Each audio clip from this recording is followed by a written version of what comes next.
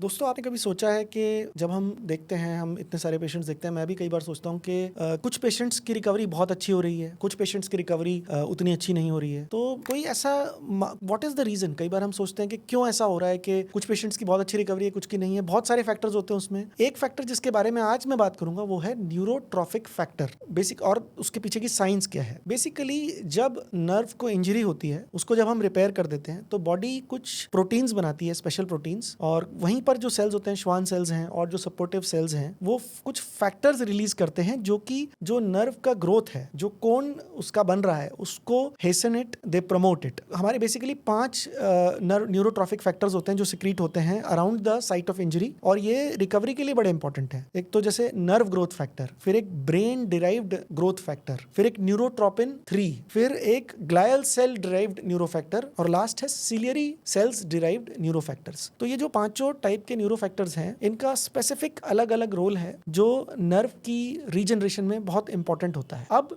Normal condition में, इन a normal healthy adult, ये न्यूरोट्रोफिन्स या न्यूरोट्रॉफिक फैक्टर्स अपने आप रिलीज होते हैं after we do the surgeries. But in some cases, जैसे कि डायबिटिक्स या किसी कारण से उस एरिया में इश्कीमिया है, खून का दौरा कम है, स्मोकर्स, अल्कोहलिक्स या कोई सब्सटेंस अब्यूज करने वाला, कई सारे सबसेट्स में देखा गया है इन एनिमल स्टडीज के ये न्यूरोट्रॉफिक फैक्टर्स कम हो जाते हैं। तो ये तो हमने कुछ ऑब्वियस फैक्टर्स बता दिए कि इनमें न्यूरोट्रॉफिक फैक्टर्स कम है।